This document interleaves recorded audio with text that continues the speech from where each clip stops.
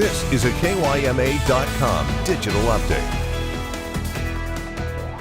Border Patrol agents have been overwhelmed the last few months, apprehending hundreds of undocumented immigrants daily. Many claim to be running away from violence. According to Customs and Border Protection's reports, 8% of asylum seekers have been released into the U.S. sector. Meanwhile, a band of nonprofits has taken the initiative to help those whom are discharged from border facilities.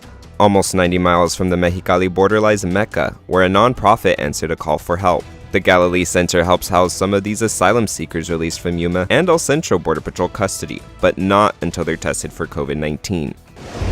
This past year weighs heavily on many as they grieve over the loss of their friends and family.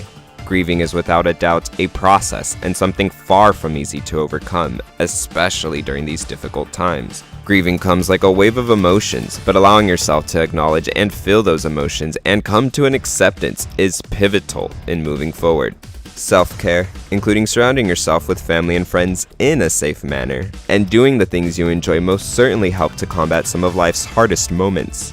Oscar Aguilar, a clinical social worker, touched on the stages of grief, denial, bargaining, depression, anger, and finally acceptance. According to Aguilar, grievers should focus on their self-care, seek adequate support, friends, family, spirituality if that's important to them, and also seeking professional help, counseling services, psychotherapy, but taking care of our mind, our body, and our heart.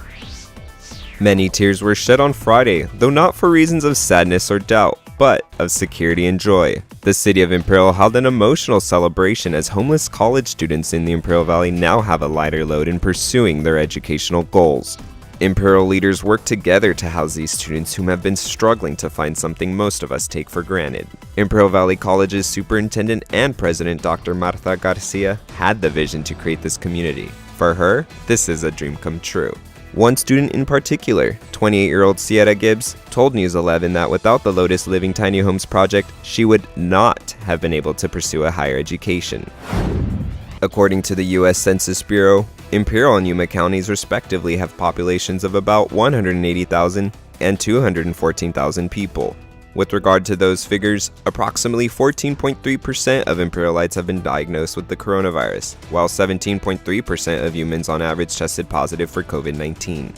Both California and Arizona continue to hit vaccination milestones. Over 32.4 million vaccines have been administered in the Golden State, whereas Arizona surpassed 5.3 million coronavirus vaccinations. For the latest stories and your full forecast, head on over to KYMA.com or download our free mobile news app. I'm Caleb Fernandez. See you next time.